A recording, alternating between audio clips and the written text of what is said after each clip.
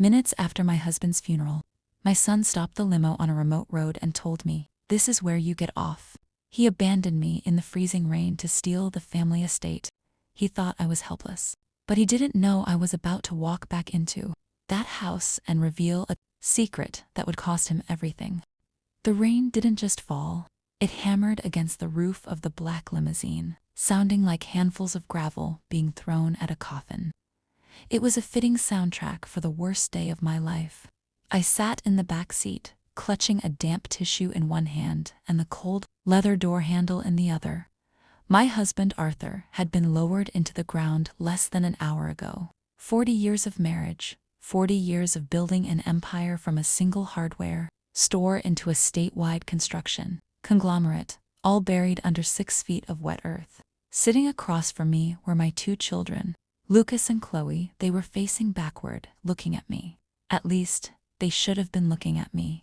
Instead, Lucas was checking his gold watch, a gift Arthur had given him for his graduation, every 30 seconds. Chloe was furiously typing on her phone, the blue light illuminating her face, which held no trace of tears. "Mom, are you listening?" Lucas asked, his voice devoid of the softness one expects at a funeral. I blinked, pulling myself out of the fog of grief. "I'm sorry, Lucas. What did you say?" I said, "We aren't going back to the house immediately," Lucas said, smoothing the lapel of his expensive suit. "Chloe and I need to stop by the old quarry road. There's a site survey we need to check." "It's on the way." "Now?" I asked, my voice trembling. "Lucas, I just buried your father. I want to go home. I want to sit in his chair and rest." Chloe finally looked up from her phone. Her eyes were cold, hard flint. "It will only take a minute, Mother. Don't be difficult. Dad would have wanted us to keep the business running, wouldn't he? That was their weapon of choice lately. Dad would have wanted. They used Arthur's memory to bludgeon me into submission. Arthur would have wanted the new cars. Arthur would have wanted them to take over the board. Arthur would have wanted me to step aside. The driver, a man I didn't recognize, Lucas, had fired our loyal driver. Thomas, yesterday claiming budget cuts, took a sharp left turn. We turned off the paved highway and onto the gravel track leading toward the abandoned quarry on the edge of the estate. The car bounced and jostled. "I don't feel well," I whispered, clutching my chest. "Please, just take me home." "Stop complaining, Mother," Lucas snapped. The mask of the grieving son was slipping fast. "We need to talk about the living arrangements anyway. The house is too big for you. The upkeep is a nightmare." Chloe found brochures for the Shady Pines. It's a retirement community. Assisted living. Assisted living. I straightened my spine. "I am 65, Lucas. I run the charity board. I garden. I am perfectly capable of living in my own home." "It's not your home anymore," Chloe muttered, almost under her breath. "Excuse me?" The car slowed down. We were miles from the main road now, surrounded by dense, weeping pines and the gray, jagged rocks of the old quarry. It was desolate. No cell service. No passing traffic. Just the rain and the isolation. The car came to a halt. The locks clicked open. "Get out," Lucas said. I looked at him, confused. "What?" I said. "Get out," Lucas repeated, his voice eerily calm. He opened the door. The cold wind rushed in, biting at my ankles. "We need to have a private conversation. Chloe and I, you're becoming hysterical. You need a moment to cool off. A walk will do you good." In the rain, in the middle of nowhere, panic began to rise in my throat. "Lucas, it's not a joke," he sneered. "Get out, or I'll drag you out." I looked into his eyes and saw something terrified me more than the grief. I saw greed. Pure, unadulterated greed. I stepped out into the mud, my heels sinking instantly. "This is where you get off," Lucas said. He threw my purse onto the wet ground next to me. "Think about your options. When you're ready to sign the power of attorney over to us and agree to the sale of the estate, you can start walking back. We'll be at the house." He slammed the door. The tinted window rolled up, hiding his face. The engine roared, Mud splattered my black funeral dress, and my son drove away, leaving his widowed mother alone in the freezing rain on a desolate quarry road. The taillights of the limousine faded into the mist like dying embers. And then they were gone. The silence that followed was deafening.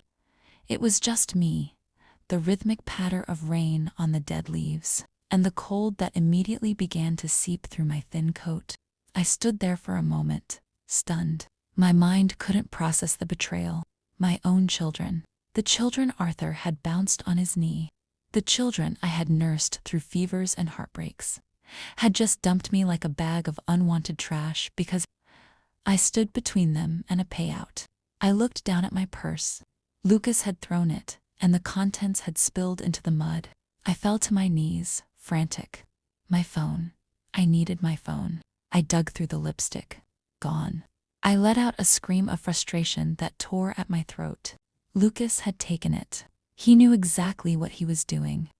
He didn't just want me to walk, he wanted me broken. He wanted me to arrive at the front door hours later, shivering, terrified, and ready to sign anything just to be warm again. They wanted to sell the Vance estate, 300 acres of prime development land, to a resort conglomerate. Arthur had always refused. He wanted the land preserved, but with Arthur gone, I was the only obstacle. I stood up, wiping the mud from my hands onto my dress. I took a deep breath. The cold air filled my lungs, sharp and stinging. They think I'm frail, I said aloud to the trees. They think I'm just an old woman. I looked at the road ahead. It was at least a 6-mile hike back to the main house along the winding road. In these heels, in this weather, it would take hours. I could die of hypothermia before I got there. But Lucas had made a critical mistake. He had forgotten where we were. He saw the old quarry as a dumping ground, but I saw it as the place where Arthur and I used to sneak away when we were teenagers. I knew these woods. I knew the deer trails and the shortcuts that the surveyors didn't put on maps. I looked to my right, into the dense, dark forest. There was a ridge there, obscured by brambles. If I climbed that ridge and cut through the old logging patch, I could cut the journey down to 2 miles. But more importantly, it would lead me not to the main house, but to the gatehouse. The gatehouse was where Mr. Henderson lived. Samuel Henderson. He was Arthur's oldest friend and the estate's caretaker. He was a man who preferred shotguns and silence to boardrooms and bribes. I kicked off my heels. They were useless here. I took the silk scarf from my neck and wrapped it around my feet, tying it tight to offer some protection against the rocks. Then, I stepped off the road and into the brush. The first 10 minutes were agony. Brambles tore at my stockings and scratched my legs. The mud was slippery, and twice I fell hard, bruising my palms. But I didn't stop. Every time I slipped, I saw Chloe's smirk. Every time I shivered, I heard Lucas's cruel voice. "This is where you get off." The anger became a furnace in my chest. It kept me warm. As I crested the ridge, the rain began to intensify, turning into a deluge. I was soaked to the bone. My hair was plastered to my skull. I must have looked like a swamp witch. But as I pushed through the final thicket of pine, I saw it. A curl of smoke rising from a stone chimney. The gatehouse. I stumbled down the slope, my legs shaking uncontrollably. I reached the heavy oak door and pounded on it with both fists. "Samuel, Samuel, it's Margaret." The door swung open instantly. Samuel Henderson stood there. A giant of a man with a gray beard and eyes that had seen too much. He was holding a mug of coffee, which shattered on the floor when he saw me. "Margaret." He rushed forward, catching me as my knees finally gave out. "Good Lord, woman. What happened? Where is the car? Where are the kids?" "They left me," I wheezed, clutching his flannel shirt. "Lucas." He drove me to the quarry and left me. "They're taking the house, Samuel. They're selling everything." Samuel's face darkened. The concern vanished, replaced by a terrifying calm. He scooped me up as if I weighed nothing and carried me inside, setting me down in the armchair by the roaring fire. "He did what?" Samuel asked, his voice a low rumble. He thinks I'm walking back to the main house, I said, my teeth chattering. He thinks I'm going to come crawling back to sign the papers. Samuel turned and walked to the gun cabinet. He took out a key. I'll kill him. No, I shouted, finding my strength. No violence, Samuel. That's what they expect. They expect me to be emotional, irrational. If you go up there with a gun, they'll call the police and have us both committed.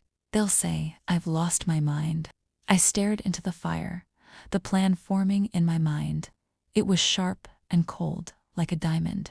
I don't want to hurt them, Samuel, I said, my voice hardening. I want to destroy them, and I know exactly how to do it. But I need to use your phone.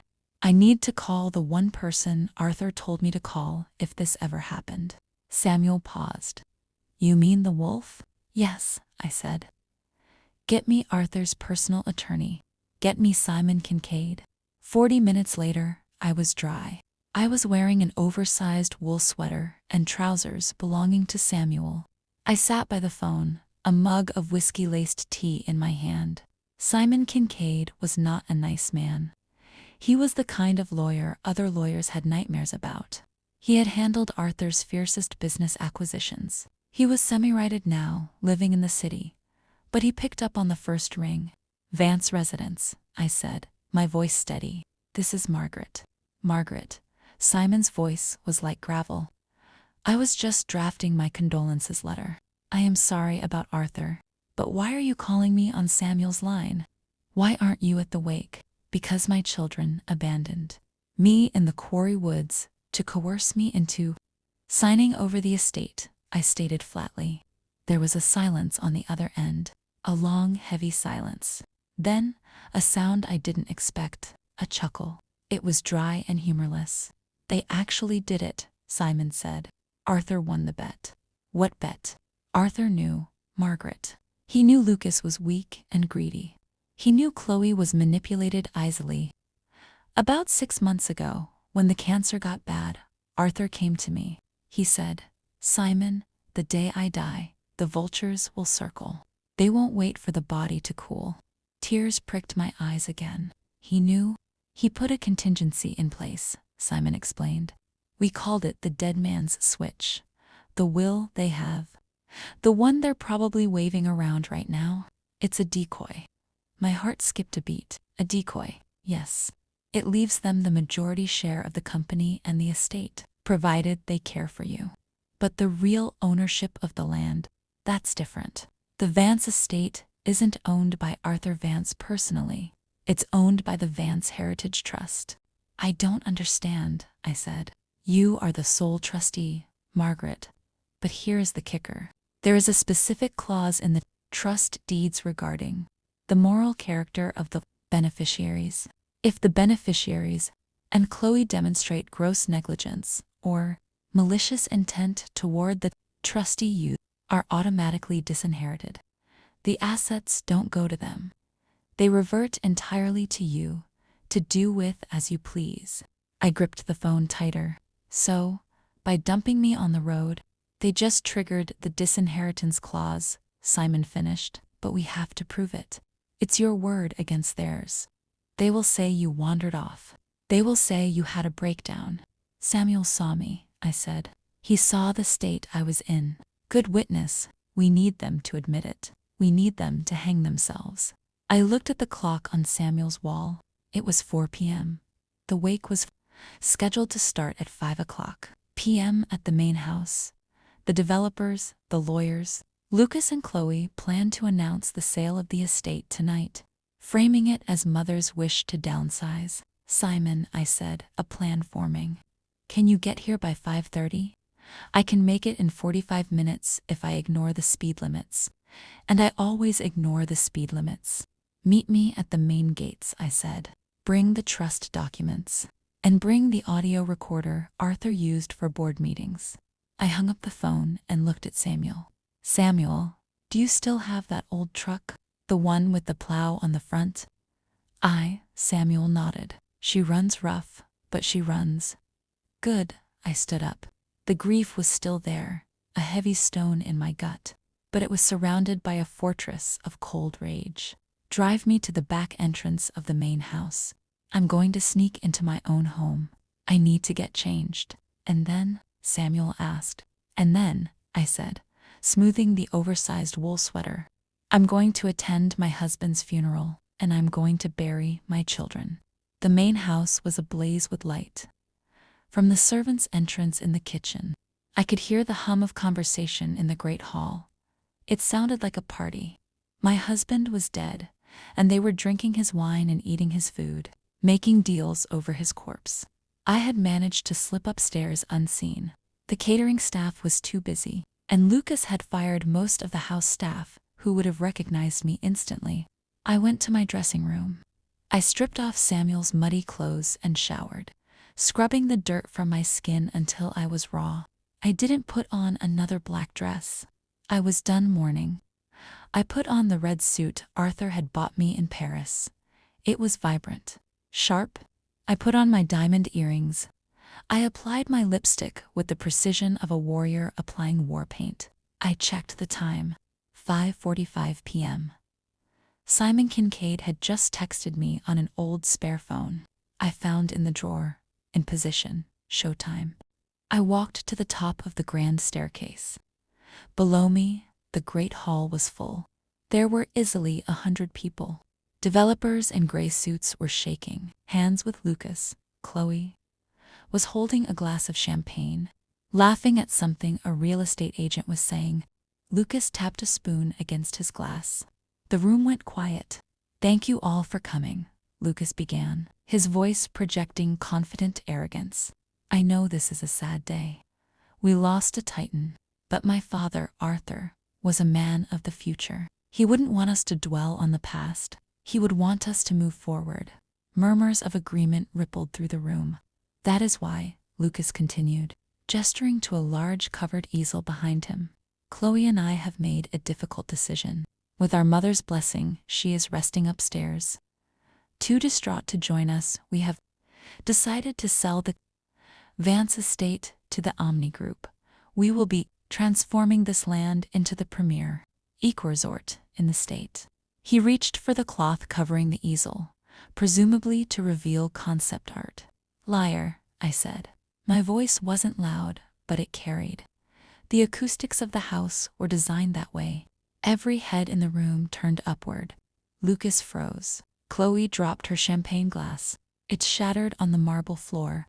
I descended the stairs slowly, one step at a time. The red suit was a beacon against the sea of black mourning clothes. The crowd parted as I reached the bottom floor. "Mother," Lucas stammered, his face draining of color. We thought you were." "You thought I was what, Lucas?" I stopped 5 feet from him. "You thought I was still walking in the rain. You thought I was freezing in the quarry where you pushed me out of the car." A gasp went through the room. The developers looked at each other nervously. "She's confused," Chloe shrieked. "The grief. She's having an episode. Someone call a doctor." "I am perfectly lucid, Chloe," I said, my voice ice cold, "and I am not resting upstairs. I walked 6 miles through the woods because my son told me. This is where you get off. Unless I signed your papers." "That's absurd," Lucas yelled, trying to regain control. "Why would we do that? We have the will. Dad left us in charge." Actually, a deep, gravelly voice came from the main entrance. "He didn't." The doors swung open. Simon Kincaid walked in, holding a leather briefcase. He looked like an executioner. He marched to the center of the room and placed the briefcase on the table next to the champagne. "Who are you?" the lead developer asked. "I am Simon Kincaid, Arthur Vance's personal counsel. And this," he pulled out a thick document with a red wax seal, "is the Vance Heritage Trust." "That's a fake," Lucas shouted. "It is notarized, filed, and ironclad," Simon said calmly. He looked at the crowd. "This document states that the land is held in trust. Margaret Vance is the sole trustee. Furthermore, Clause 1 for B states that any attempt by the beneficiaries to coerce, harm, or abandon the trustee results in immediate forfeiture of all inheritance." Lucas laughed nervously. "Coerce, abandon. You have no proof." It's her word against ours. She's senile. We drove her home. She's making this up. I smiled. It wasn't a nice smile. Lucas, I said softly, do you remember the dash cam you installed in the limo last month? The one that records the interior for insurance purposes. Lucas's eyes went wide. You fired Thomas, the driver, I said. But you forgot that the recording system uploads to the cloud automatically. The cloud account, which is linked to your father's email, which I have the password to. I pulled the spare phone from my pocket and pressed play. I held it up to the microphone on the podium. Lucas's voice blared through the speakers, tinny but unmistakable. Get out, mother, or I'll drag you out. This is where you get off. The silence in the room was absolute. The developers began to back away. The lead developer from Omni Group closed his folder. I think, the developer said, we are done here. We don't do business with people like this. The room emptied faster than water draining from a tub. The friends who were there to celebrate the deal vanished. The developers practically ran to their cars. Within 10 minutes, Samuel, who had come in the back, and my 2 children. Lucas sat on a chair, his head in his hands. Chloe was sobbing, not out of remorse, but out of fear. Mom, please, Chloe whimpered.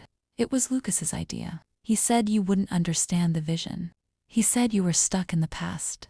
I am not stuck in the past, I said, looking down at them. I was trying to protect your future. Your father built this for you, not to sell, but to keep, and you spat on it. We can fix this, Lucas said, looking up with desperate eyes. We can say it was a misunderstanding, the trust. We can work together. Simon stepped forward. I'm afraid not. The forfeiture clause is automatic. As of this moment, you have no legal claim to the Vance estate, the company shares, or the trust funds. You are, effectively, disinherited. You can't do that. Lucas screamed, standing up. I'm his son. You ceased to be his son the moment you threw his wife into the mud, Samuel said, stepping out of the shadows. He crossed his arms, his biceps straining against his flannel shirt. If Arthur were here, he wouldn't just disinherit you. He'd have taken you out back. I walked over to the front door and opened it wide. The rain had stopped. The air was crisp and clean. Get out, I said. Lucas looked at me, stunned. Mom, you used my words, I said. Now I'm using yours. This is where you get off. But where will we go? Chloe cried. Our condos, the mortgages. We needed the sale money to cover our debts. Then I suggest you get jobs, I said. There is a hardware store in town hiring. That's where your father started. Maybe you should try it. They left. They walked out into the night. Stripped of their entitlement, stripped of their safety net. I watched them go, feeling a strange mixture of sorrow and relief. I had lost my children, yes. But the children I loved had died a long time ago. These were strangers. I closed the heavy oak door and locked it. I turned back to the room. It was a mess. But it was my mess.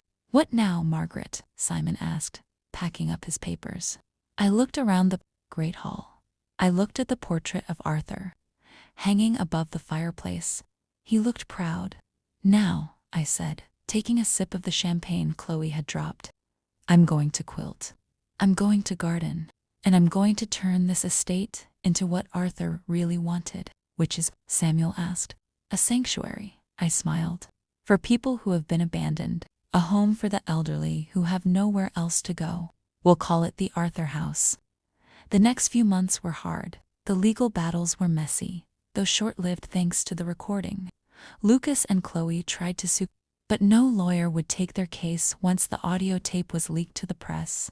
Their reputations were ruined. I didn't rejoice in their downfall. I just moved on. I renovated the East Wing. I brought in nurses and gardeners. I filled the house with life, not with greedy socialites, but with people who had stories to tell. 6 months later, I sat on the porch, watching the sun set over the quarry woods. The place that was supposed to be my end had become my beginning. I took a deep breath of the fresh air. I was alone, but I wasn't lonely. I had my dignity. I had my home. And I had the quiet satisfaction of knowing that when life tried to push me out of the car, I didn't just walk, I marched, and I took back the wheel.